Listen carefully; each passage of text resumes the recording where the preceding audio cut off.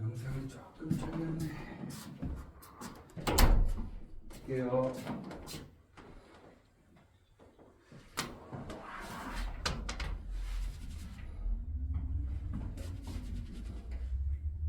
머리가 안 돌아가는. 자, 135조. 이항분포하고 정분포 관계래요. 현재 주사위를 720번 던집니다. 자, 주사위를 720번 던지는데 1이 눈이 나오는 횟수를, 자, 1이래요. 숫자 1. 내가 이제 P 뭘 구하냐? X가 몇 번? 110번 이상 130번 이하가 될 때의 확률값을 구해줘 라고 되어 있죠. 그럼 내가 뭐라고 했어? 독립시행. 독립시행이 뭐라고 했어? 독립시행이 뭐라고 했어? 일어날 확률이 있죠. 그렇죠. 일어날 확률이 일정한 놈에 대한 확률값을 우리는 독립시행이라는 거예요. 그치? 자, 주사위 1이 나올 확률? 주사위를 던졌어요. 주사위는 1부터 숫자가 몇 가지가 있죠? 그렇죠. 1이 나올 확률 얼마죠? 자신있게. 1이 나올 확률이요? 네. 6분의 1. 맞죠.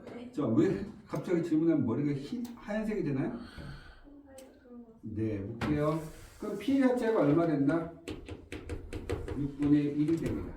그래서 제가 지금 필요한 건 어떤 특정한 구간에서의 무슨 값을 구하고 있어요? 확률값을 구하고 있어요. 따라서 우리는 뭘 해야 된다? 얘를 이항분포를 이용해서 정기분포 10까지 가지고 오셔야 됩니다. 첫 번째, B 합니다. B, MP 720번 시행하고 6분의 1 사용합니다. 그래서 뭘 구한다? EX를 구하겠죠. EX는 120입니다. 그러면 VX 갑니다. 6분의 5를 20이라 100이 되시게 돼요. 그 다음에 시그마 X는 얼마 되니까? 10이 되시겠죠. 맞습니까? 그러면 얘를 내가 정기분포식으로 가져가서 120,10의 제곱이라 됐고, 왼쪽으로 한 칸, 오른쪽으로 한 칸, 0.3413 곱하기 2 때리면 전체에 대한 뭐가 나온다? 확률값이 나오시게 됩니다. 이해된다 안 된다? 간단하죠? 뒤로 넘어가서 숙제. 자, 뒤에 것까지 다 숙제가 됩니다. 맞습니까? 자, 여기 보시겠습니다. 이제 표본 가겠습니다.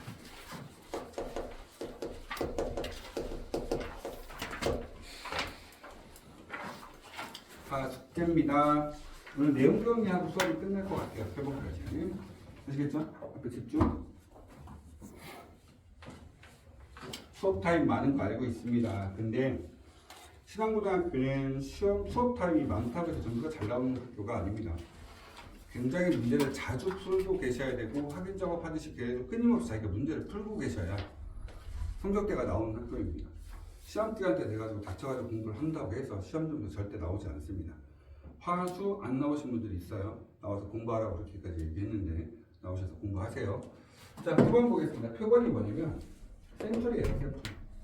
자, 어떤 형태를 얘기하는 거냐면, 예를 들어서 얘에 대한 기본적인 배경 지식을 좀 알려드리도록 할게요. 신앙고등학교 2학년이 있죠. 2학년이 1반부터 10반까지 있죠. 맞습니까? 자, 신앙고등학교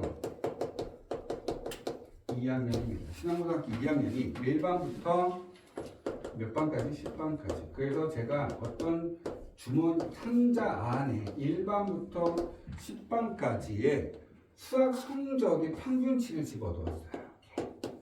뭘 집어넣었다? 수학 평균. 지긋지긋하죠? 그래서 종이에 싸서 10개를 넣었습니다. 1반부터 10반까지. 반평균 집어넣은 거죠. 됐습니까? 제가 여기서 뭐라고 얘기하냐면, 야, 샘플을 3개만 뽑아봐. 즉, 표본을 3개를 뽑아줘 라고 이야기를 하면 어떻게 뽑냐면 이렇게 뽑습니다.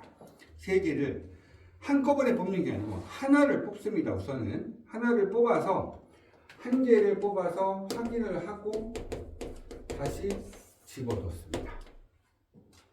그리고 다시 하나 뽑고 확인하고 다시 접어서 집어넣고 다시 섞은 다음에 하나 또 뽑습니다. 이게 샘플 3개 뽑는 방식이에요. 즉 무슨 소리냐면 얘는 복원 추출을 합니다. 뭐 한다고요? 복원 추출을 합니다. 이해됐습니까? 그리고 나서 그 애들의 평균과 분산과 표준 편차를 구하라고 합니다. 이걸 가지고 우리는 뭐라고 합니다? 표본이라고 얘기하죠. 그래서 추정을 하는 형태에 대한 문제가 되시는 겁니다. 자, 볼게요. 그러면 얘네들에 대해서 먼저 우리가 그럼 그 전까지 풀었던 얘네들은 뭐고 얘네들은 어떻게 표현을 하느냐. 그 전까지 우리가 구했던 이런 것들을 모집단이라고 합니다. 뭐라고 한다고? 모집단. 어머니 모자. 이해되니? 모집단이라고 합니다. 원래 있던 형태들. 그 다음에 얘네들은 표본 집단이라고 불러요.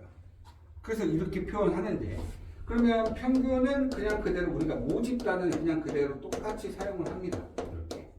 지금까지 우리가 구했던 평균과 분산과 표준 편차는 똑같이 저렇게 표현을 하는데 내가 샘플의 개수 n개를 사용을 해서 뽑은 걔네들에 대한 평균과 분산과 표준 편차를 표현하는 방식이 있겠죠. 그래서 또 다른 형태에 대한 방식이라고 해서 주로 수학에서 기호를 많이 쓰는 바를 사용합니다. 이렇게.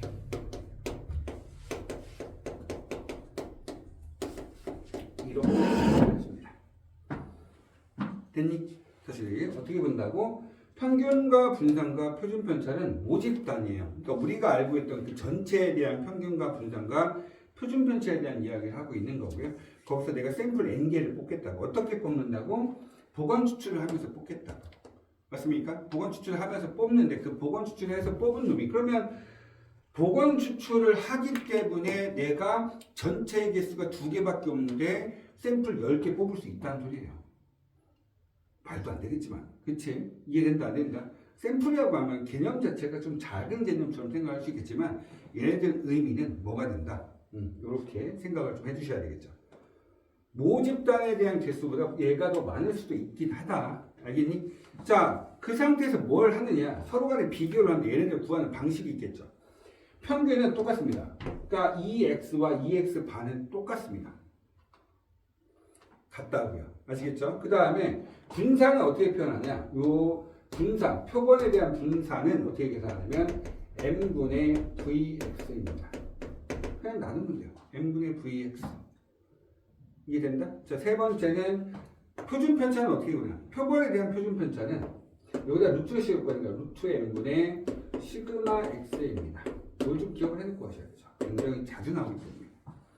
됐니? 자, 근데 잘 들어봐. 어떻게 생각하냐면 여기에서 여기는 갈 수 있어요. 오케이. 근데 여기서 여기는 못 와요. 절대 안 돼요. 절대 안 돼요. 이유가 뭐냐면 이런 생각을 좀 한번 해봅시다. 전체 인원수가 10,000명이 있는데 전체 인원수가 10,000명이 있는데 그 10,000명 중에 2명을 가지고 전체에 대한 평균을 계산할 수가 없다는 거예요. 그쵸? 나중에 보면 신뢰도라는 말이 나옵니다. 신뢰도. 이 신뢰도가 어떤 거와 관련되냐면 진짜 신뢰할 수 있으면 퍼센트가 점점 작아요. 사람들이 무식하기 때문에 신뢰도가 높으면 높을수록 좋은 건 줄 알아요. 예를 들어서 신뢰도 99%짜리 있습니다. 신뢰도 99%짜리는 뭐냐면 약 100개의 공 중에 내가 찾고 싶은 공이 있거든. 그 찾고 싶은 공은 99개 중에 있을 거야. 이렇게 얘기하는 게 신뢰도 99%짜리입니다. 이해되니? 그럼 신뢰도 95%짜리는 뭐냐면 내가 찾고 싶은 공이 하나가 있거든. 그 하나의 공이 전체 공 100개 중에 100개가 있어. 그 중에 95개 중에 있을 거야. 이렇게 얘기하는 게 신뢰도 95%짜리입니다. 그럼 더 정확해지려면 신뢰도가 작아야 돼요. 신뢰도 10%짜리는 공은 100개가 있거든. 근데 내가 찾고 싶은 공은 내가 전해주는 10개의 공 중에 답이 있을 거야. 라고 이야기하는 게 신뢰도 10%짜리입니다. 누가 더 정확한 거죠? 신뢰도 10%짜리가 더 정확한 겁니다. 근데 가끔 이제 요 시즌 때 보게 되면 예를 들어서 이런 거죠. 어떤 사람이 당선이 될 거야. 라고 하는 그런 표 같은 것들이 나오잖아요. 예전에는 그 밑에다 다 신뢰도를 다 써줬었어요. 되게 웃긴 게 신뢰도 97%짜리 이런 것들은요. 믿으면 안 되는 거예요. 지나가는 유치원학생 3명한테 물어봤습니다. 이번 대통령 누가 될까요?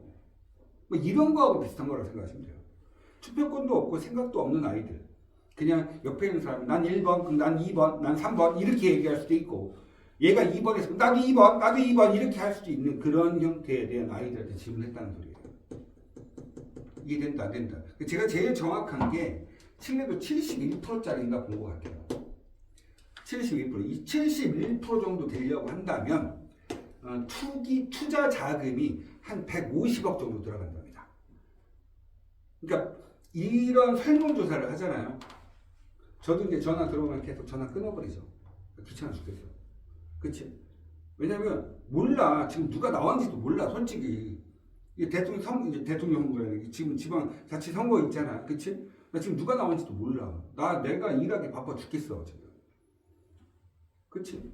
지금 현재로 보면 정치가 누가 더 잘한다 못한다 없어. 다 개판이야 지금. 다 개판이야. 근데 개판 중에 누가 더 잘한다 못한다 떠나서 솔직히 나중에 너희들이 생각할 때 저는 정치적인 색깔이 없는 사람 중에 하나입니다. 너희들이 생각했을 때 나는 1번, 나는 2번, 나는 3번, 나는 4번 이렇게 있을 때 자기 주장이 좀 있었으면 좋겠다고 생각을 합니다. 뭐 유튜브나 이런 거에 대한 허황된 잘못된 지식들을 가지고 너희들이 판단하지 마시고 실제로 그 사람들이 뭐가 잘하고 있는지 못하고 있는지 비판할 수 있는 형태가 좀 있었으면 좋겠다고 생각을 합니다. 아시겠죠? 근데 너희들이 정확한 생각들을 가지고 있는 것이 정말로 선진적인 정치 문화가 아닐까. 나는 원래 1번이었기 때문에 1번을 할 거야. 2번이 싫어서 1번을 할 거야. 이게 아니고요. 1번이 싫으면 2번, 3번, 4번, 5번을 봐주시면 좋을 것 같다고 생각하는 거야. 난 1번이 싫어. 그래 2번. 그럼 2번이 좋아. 난 무조건 2번. 근데 2번이 정치 개판으로 해. 근데 계속 2번. 이건 아니라는 거죠. 무슨 말 이해됐습니까? 그래서 조금은 너희들이 이런 것들을 좀 보시면서 가졌으면 좋겠다고 생각을 하는 겁니다.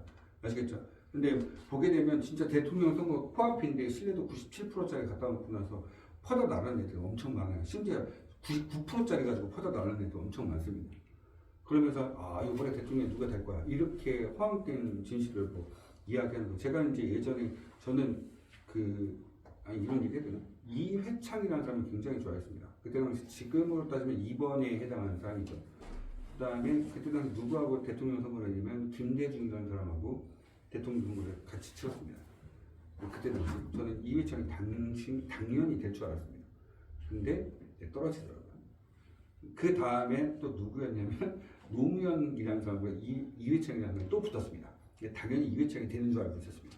그래서 저는 당연히 투표하는 날 그냥 잤죠. 다음날 이회창이 대통령이 됐겠다. 딱 봤더니 다른 사람이 돼 있죠. 그래서 이런 형태가 될 수 있다는 거예요. 근데 그게 진실인지 아닌지 모르겠지만 퍼다 나는 사람들의 뭐 마케팅 방법이나 이런 것들을 했을 때 퍼다 나는 사람들이 좀 잘못될 수도 있다. 그렇죠? 솔직히 말해서 저는 저희 어머니께서 갑자기 전화 오신 날 대통령 선거하는데 박근혜 대통령과 누구하고 했는지 기억은 나지 않는데 저희 어머니가 박근혜 뽑아주면 우리 어머니가 고기 사준 줄 알았어요. 제가 박근혜 뽑았습니다. 네. 근데 얼마 있다가 바로 이제 다른 데 가셨긴 하시지만 저는 고기에 넘어갔던 사람 중에 하나입니다. 그렇죠? 그 다음에 또 누굴 뽑았더라? 나중에는 문재인을 뽑았는데 문재인이 안 되고 또 다른 사람이 됐더라고요. 문재인 뽑으려 했다가 박근혜를 뽑았구나.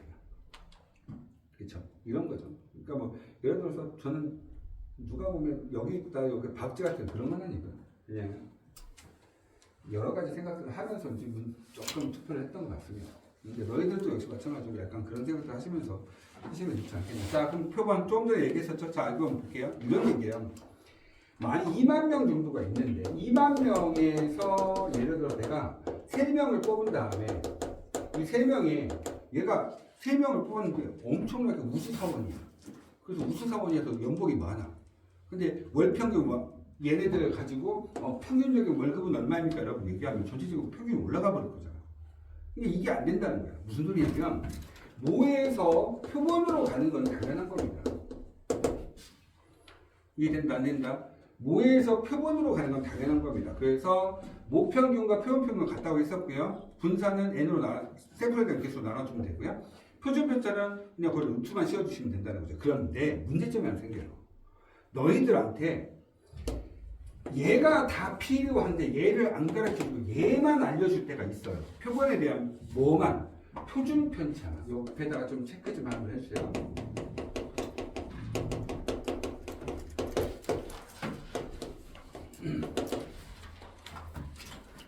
옆에다 써주세요. 표준편차만 그래요. 그러니까 샘플에 대한 개수가 n이 개수가 충분히 많으면 모 표준편차 대신에 표본에 대한 표준편차를 대체해서 쓸 수 있습니다.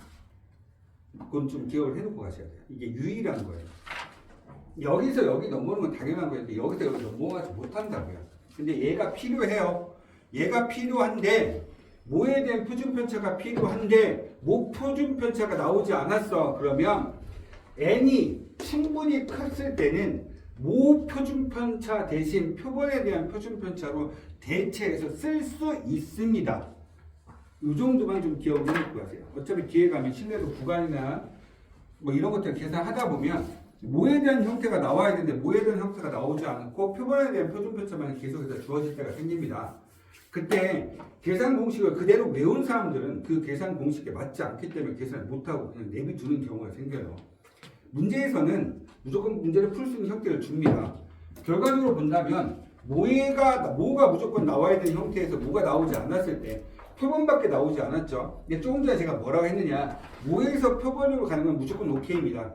하지만 표본에서 뭐로 오는 건 안 돼요. 이해됐다 안 됐다. 그래서 이 단원 이름이 모평균의 추정입니다.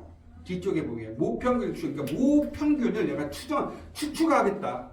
그게 99% 안에 있을까, 95% 안에 있을까, 아까 얘기했던 71% 안에 있을까 모르기 때문에 모평균이 이쯤 있지 않을까라고 이야기하는 형태랍니다. 이해됐다? 그러니까 모에서 표본에 오는 건 당연한 겁니다. 근데 표본에서 뭐로 오는 건 힘들어요. 그래서 표본에 대한 형태를 가지고 내가 추측을 해서 계산을 하겠다는 거죠. 하지만 표준편차만은 샘플에 대한 개수가 많으면 모 표준편차를 대신해서 쓸 수 있다라고 기억을 해놓고 계시면 뒤에 문제를 해설할 때 아마도 한두 타임 정도면 진도가 다 끝날 겁니다. 한두 타임 정도 진도가 끝나고 그 다음부터 이제 제가 나눠드리는 문제를 가지고 문제를 풀겠지만 이건 좀 기억을 해놓고 계셔야 될 것 같아요. 무슨 말인지 이해되시겠죠? 수고들 하셨습니다. 그 다음에 아까 숙제 나간 거 다 풀어보셔야 됩니다.